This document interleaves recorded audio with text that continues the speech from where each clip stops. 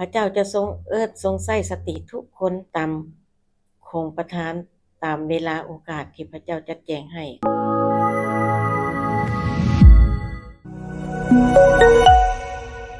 สบายดีพี่น้องทุกคนยินดีต้อนรับเข้าสู่ Hope Devotion ข้าน้อยขออัญเชิญถ้อยคำขององค์เจ้าในพระคำ1 โครินธ์บท13ข้อ13ทรงกล่าวไว้ว่าบัดนี้ยังตั้งอยู่3สิ่งคือความเชื่อความหวังใจและความรักแต่สิ่งใหญ่กว่ามันความรักเฮาจะร่วมใจกันภาวนาอธิษฐานขอการสนองพระจากพระเจ้าก่อนเนาะข้าแต่พระเจ้าพระบิดาขออัญเชิญพระวิญญาณบริสุทธิ์เปิดเผยถ้อยคำอันศักดิ์สิทธิ์ของพระองค์ใน1 โครินธ์บท13ข้อ13นี้ด้วยเถิดเพื่อช่วยพวกข้าน้อยที่จะดำเนินชีวิตถูกต้องตามพระประสงค์ของพระองค์ขอการสนองพระนี้ในพระนามบริสุทธิ์พระมหาเยซูคริสต์เจ้าอาเมนเนื่องในวันที่8เดือน3สตรีของพวกเรา2025ที่จะมาถึงนี้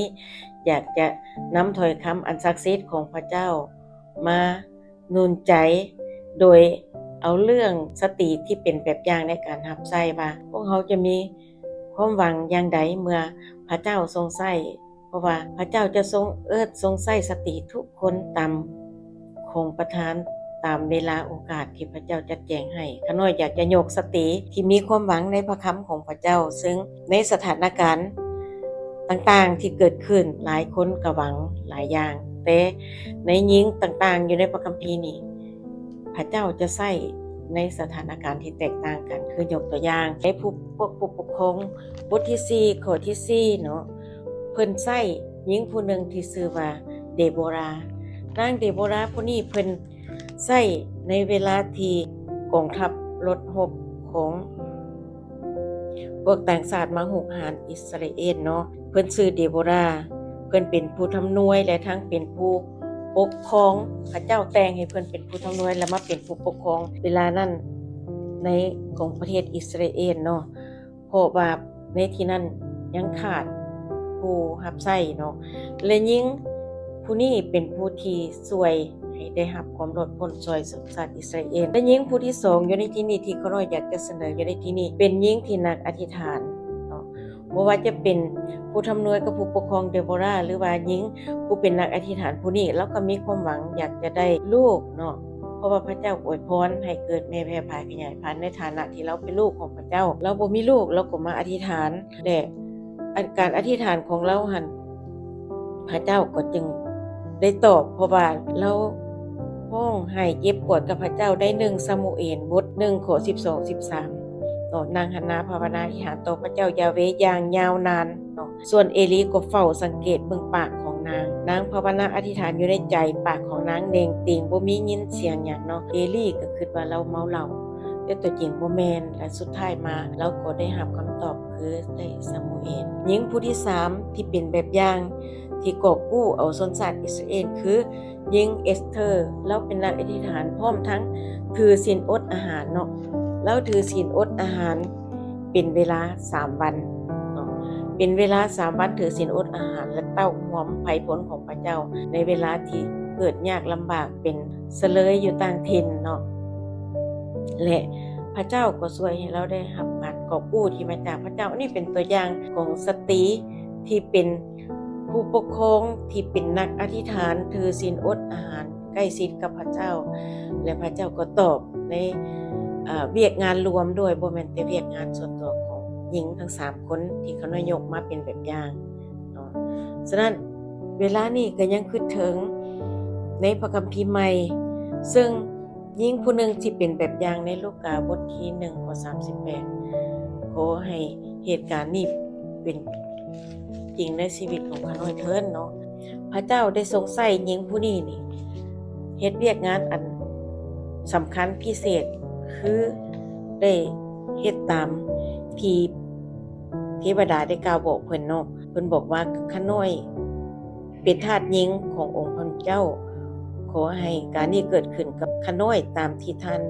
ได้กล่าวนั้นเถิดเนาะแล้วเทวดาตัวนั้นก็จะนั่งไปที่ว่าการกล่าวของพระคำของพระเจ้านี้แล้วเราก็ยอมรับฉะนั้นยิ่งผู้นึงอีกในเรื่องที่เกิดขึ้นในพระคำของพระเจ้าคือมาทานั้น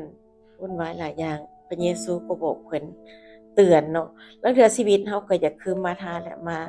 ลีนี่แหละบางคนอาจจะคือมาธาบางคนก็อาจจะคือมารีฉะนั้นพระเยซูก็มาเตือนบอกว่าองค์พระเจ้าตอบนางว่ามา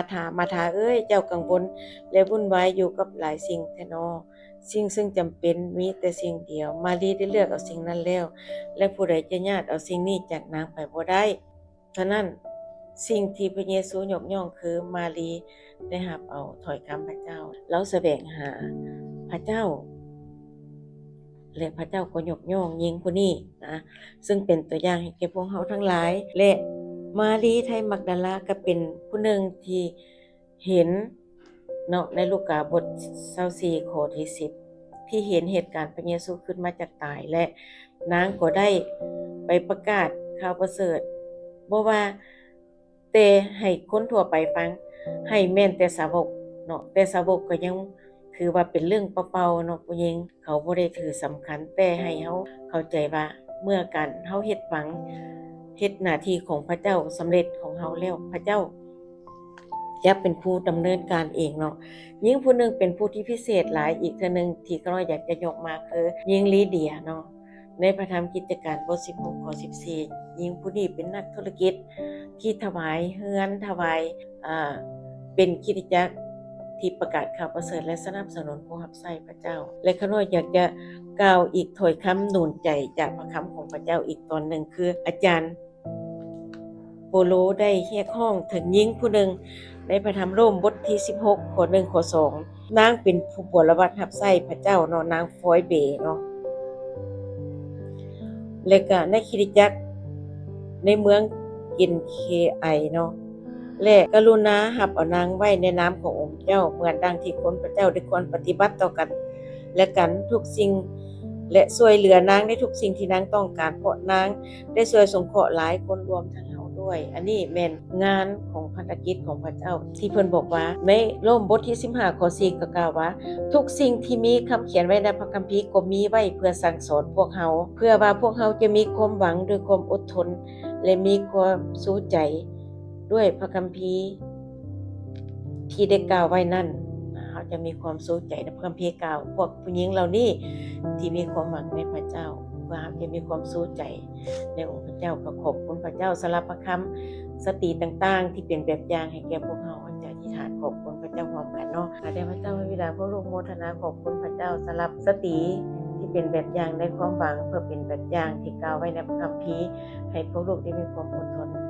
ขอในพระนามพระเยซูคริสต์เจ้าอาเมนสุดท้ายนี้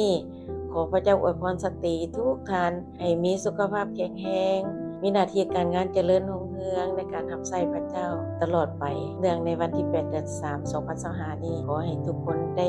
มีแต่สันติสุขความเจริญความปลอดภัยที่มาจากพระเจ้าทุกท่านด้วยในพระนามพระเยซูอาเมน